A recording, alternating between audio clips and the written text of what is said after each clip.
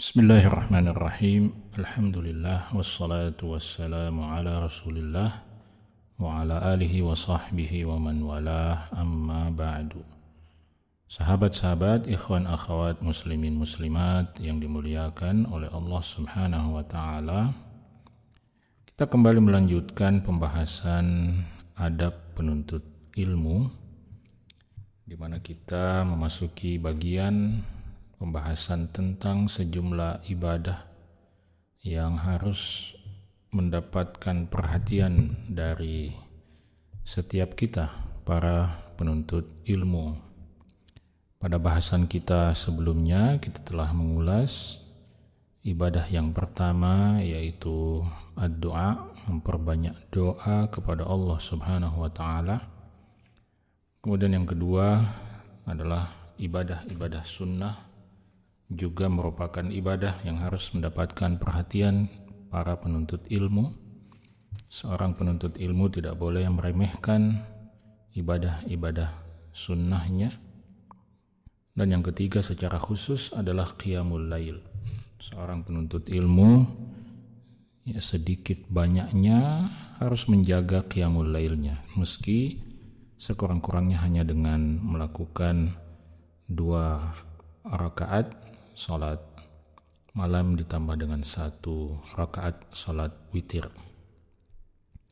Kemudian yang keempat, ibadah yang keempat yang harus diperhatikan oleh seorang penuntut ilmu adalah zikrullah, berzikir kepada Allah Subhanahu wa ta'ala. Tentu zikir yang dimaksud di sini memiliki makna yang spesifik dibandingkan dengan doa. Ya, doa, ketika disebutkan kata doa, maka secara umum yang dimaksud adalah doaul mas'alah, doa yang berisi permintaan dan permohonan kita kepada Allah Subhanahu wa ta'ala. Dan ketika disebutkan zikir, maka umumnya makna zikir itu yang dimaksud adalah melafalkan sanjungan dan pujian serta pengakuan terhadap Allah Subhanahu wa ta'ala. Maka seorang penuntut ilmu selain banyak meminta kepada Allah, maka dia juga harus banyak memuji dan menyanjung Allah Subhanahu wa ta'ala melalui zikir-zikir yang disyariatkan, yang disunnahkan oleh Nabi kita Muhammad sallallahu alaihi wasallam.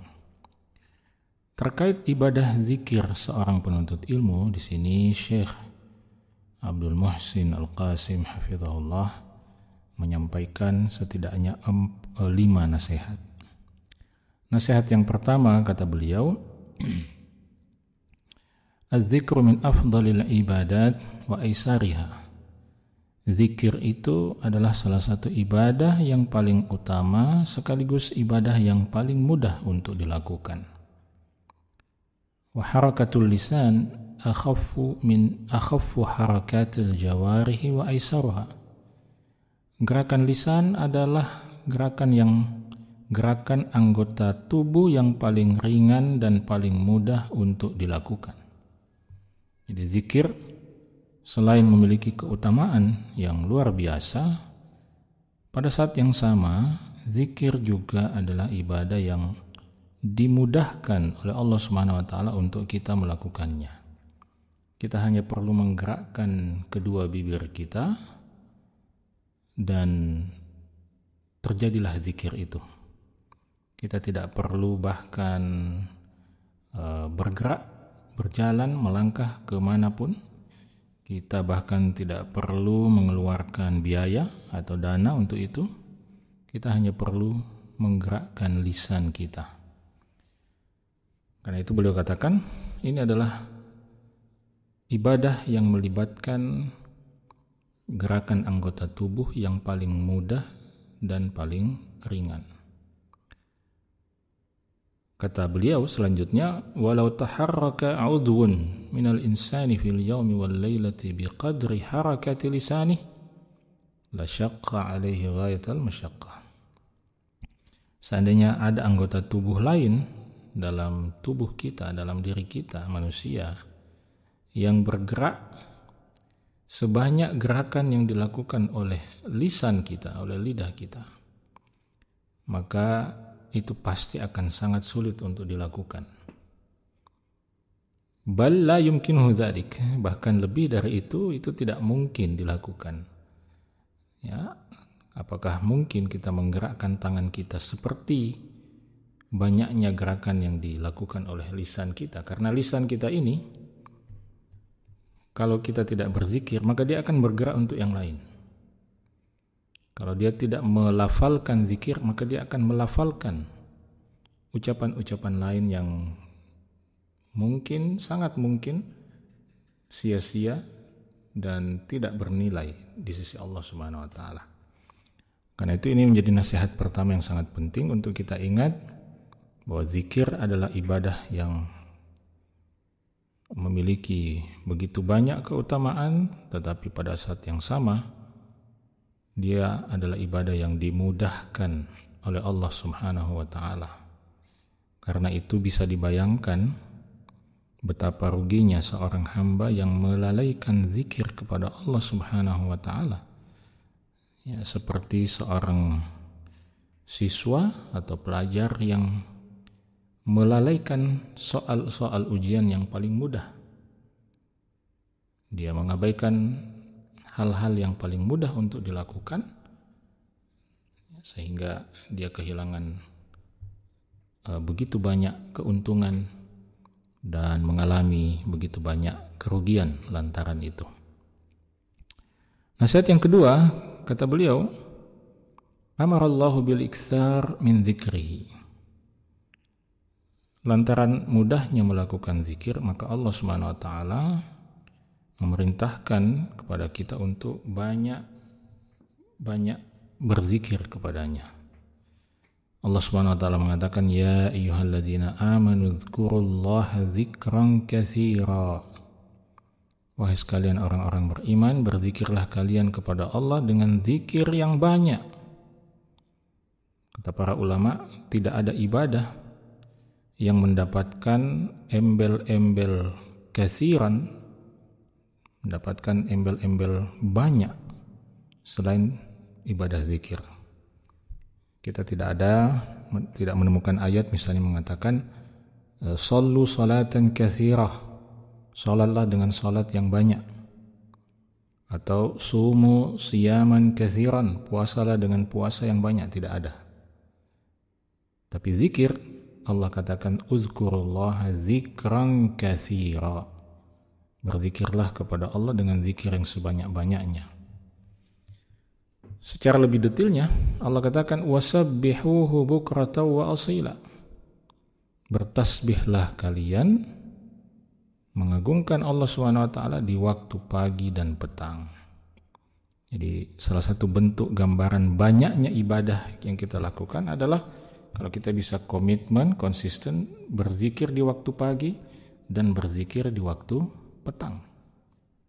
Ya, kalau kita bisa komitmen dua waktu itu saja, maka itu sudah dianggap sebagai zikran katsira, berzikir dengan zikir yang banyak. Lebih daripada itu, kata beliau, akhbara annahu sababul falah. Allah Subhanahu wa taala mengabarkan, menyampaikan bahwa zikir itu adalah sebab kemenangan, sebab keberuntungan, sebab kesuksesan, jalan kesuksesan itu adalah zikir.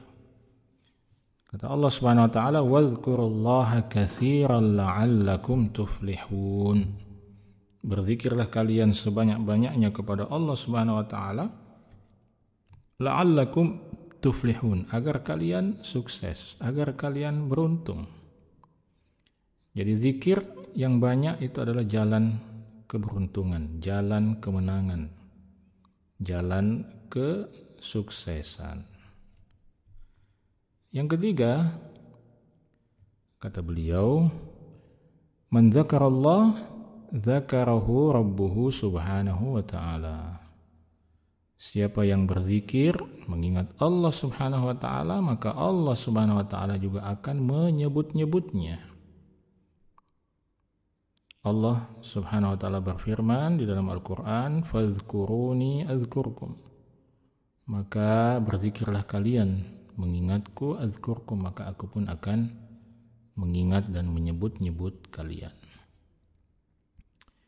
Dalam sebuah hadis qudsi, Nabi SAW mengatakan, yaqulullahu ta'ala, Allah Subhanahu wa ta'ala mengatakan, ana inda dhanni 'abdi bi. Aku, kata Allah, itu bergantung pada persangkaan hambaku kepada aku. Wa ana ma'ahu idza dzakarani. Aku akan membersamainya ketika dia berzikir kepadaku. Wa in dzakarani fi nafsihi, kalau dia menyebutku dalam dirinya, dzakartuhu fi nafsi, maka aku pun, kata Allah, akan menyebutnya dalam diriku. Wa in dzakarani fi mala'in, kalau dia menyebutku, mengingatku di kumpulan banyak orang, dzakartuhu fi mala'in khairin minhu, maka aku pun akan menyebutnya di kumpulan makhluk yang lebih baik daripada mereka, yaitu para malaikat Allah Subhanahu wa ta'ala. Maka zikir ini sangat-sangat luar biasa. Nasihat yang keempat, kata beliau, nasihat ini menggambarkan salah satu manfaat penting daripada zikir. Kasratu dzikr sababu mahabbatillahi lil 'abd. Banyak berzikir kepada Allah Subhanahu wa ta'ala itu adalah salah satu jalan menghadirkan, jalan mendapatkan cinta Allah kepada sang hamba. Setiap kita tentu ingin dicintai oleh Allah Subhanahu wa ta'ala. Maka salah satu jalan utamanya adalah memperbanyak zikir. Kata beliau, "Faman arada an yanala mahabbatallahi azza wa jalla falyukthir min dzikri."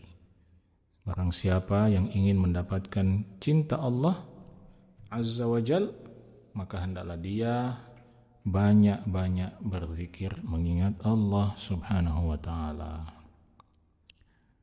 Kemudian nasihat yang kelima tentang zikir ini, kata beliau, dawamu dzikrillah yujibul aman min nisyanihi. Komitmen, konsisten berzikir, mengingat Allah Subhanahu wa ta'ala, itu akan memberikan kita jaminan untuk tidak melupakan Allah Subhanahu wa ta'ala. Jadi hamba yang banyak berzikir mengingat Allah, insya Allah akan diberikan keamanan, keselamatan dari penyakit yang paling berbahaya, yaitu melupakan Allah Subhanahu wa ta'ala. Karena melupakan Allah Subhanahu wa ta'ala, kata beliau, adalah sababu syaqa'il 'abdi fi ma'ashihi wa ma'adihi. Itu adalah sebab kesengsaraan seorang hamba di dunia maupun di akhirat. Jadi jangan dianggap remeh lupa pada Allah itu. Karena siapapun yang lupa kepada Allah, maka hidupnya pasti akan sengsara di dunia maupun di akhirat. Nah, sekarang caranya gimana supaya kita tidak lupa kepada Allah Subhanahu wa ta'ala? Caranya adalah dengan melanggengkan zikir kepada Allah Subhanahu wa ta'ala. Maka seorang penuntut ilmu tidak boleh meremehkan yang namanya zikir ini. Seorang penuntut ilmu, salah satu tanda bahwa proses menuntut ilmunya berjalan dengan baik adalah ketika dia bisa menjaga komitmen zikirnya kepada Allah Subhanahu wa ta'ala. Al-Imam Ibnu Qayyim Al-Jauziyah rahimahullah mengatakan, walau lam yakun fi fawaidi dzikri wa idamatihi illa hadhihi al-faidah wahdaha lakafa biha. Seandainya manfaat zikir itu hanya satu ini saja, yaitu membantu kita untuk tidak lupa kepada Allah. Seandainya manfaat zikir itu hanya satu ini saja, lakafa biha, maka sudah cukup itu sebagai manfaat yang harus kita kejar dengan memperbanyak zikir ini. Kenapa? Kata beliau, Faman nasiyallaha ta'ala ansahu nafsahu fid dunya wa nasiyahu fil azabi yaumal qiyamah. Siapa yang lupa kepada Allah Subhanahu wa taala, maka Allah akan membuatnya lupa kepada Allah di dunia, dan nanti di akhirat Allah Subhanahu wa taala akan melupakannya di dalam azab yang pedih pada hari kiamat. Maka dengan penjelasan atau dengan 5 nasihat singkat tentang zikir ini, mudah-mudahan ini bisa menjadi renungan bagi kita para penuntut ilmu untuk bisa membiasakan diri mulai dari sekarang untuk banyak berzikir kepada Allah Subhanahu wa taala, sekurang-kurangnya berzikir di waktu pagi dan petang. Semoga menjadi ilmu yang bermanfaat. Sampai bertemu dalam kesempatan yang akan datang. Subhanakallahumma wa bihamdik asyhadu an la ilaha illa anta astaghfiruka wa atubu ilaik. Wa akhiru da'wana anil hamdulillahi rabbil alamin.